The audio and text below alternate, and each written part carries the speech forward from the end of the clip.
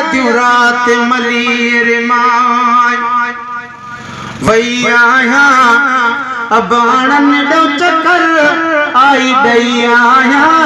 अदियूं रात मलीर माय है वई आया अदियूं रात मलीर माय वई आया अबाणन डो चक्कर आई दई आया अदियूं रात मलीर माय दिसा थी त दिसण आयो सब सरदियूं जेके रुठलियूं से भी अचे परतियूं जेके रुठलियूं से भी अचे परतियूं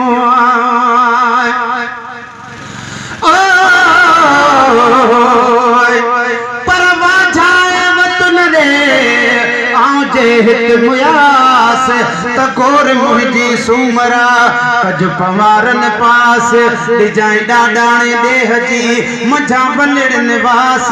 जे मुयाई जी आस त बिन जाए मड़ु मलीर रे पर किस्मत कैद कयोस न त केरो अचे हिन कोट में आणे लिखे लोह जे हंध ॾेखारियो मींह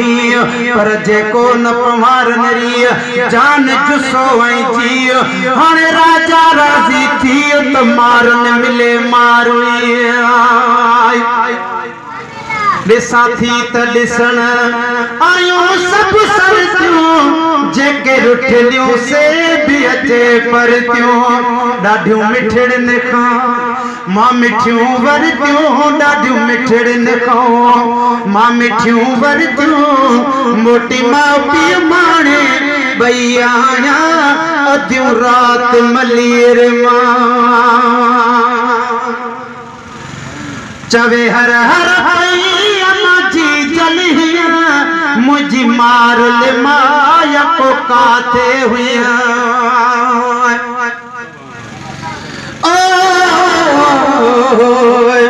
पर मारुड़ा न मेरा मुझे मारन मेरा कपड़ा घर में बाड़ी थोड़ी अञा घणेरा उठी आधी रात जो कन भिटन ते भेरा उहे मेरा ही सेरा वनी छोली दस शर में पर मादी थी न मारुई तुझो अल्लाह दिया है सवन वरहन जा दुखड़ा हिक लहज़े मंझला है अड़ो मालिक आहे जो मागर साईं दी मारुई चवे हर हर पई माटी जली मुझी मारल माया को काथे हुई रिय सांगन जे रही कोट में किया तुझी उण तुण आज कई आया अदियूं रात मलीर माय मूं बे अर्ज़ु कयो सुध न लधव मूसा पाड़व कोल जे बोल बधव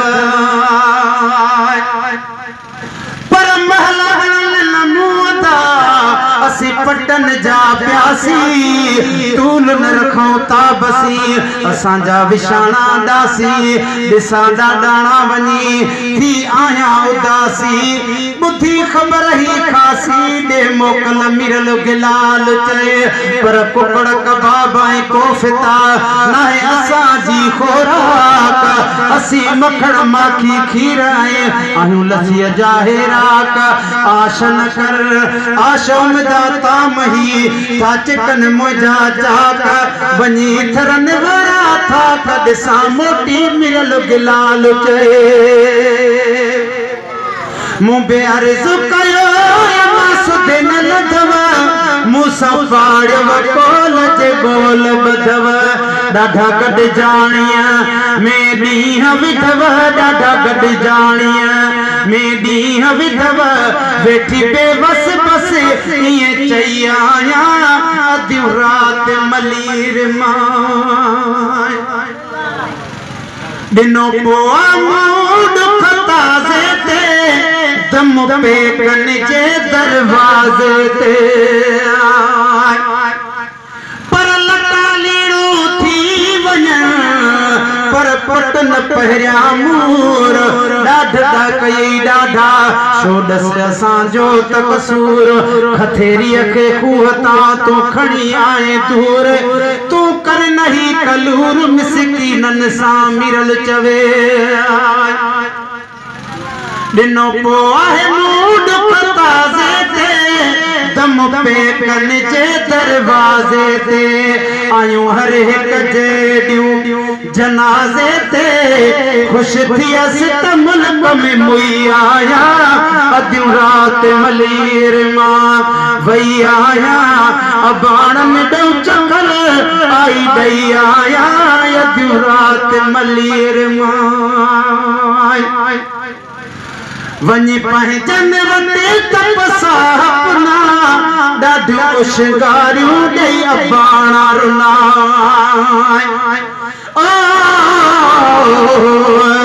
पर भूलो पैसर दुहरी नथ मुंडी उम्र मीर खपन की न खथेरिया के वाला तुंहिंजा वीर असी पायूं चूड़ियूं आज जूं तॾहिं थिए साहु सुबीर हीअ मिरल लाल फकीर थे मारुई उम्र के चयो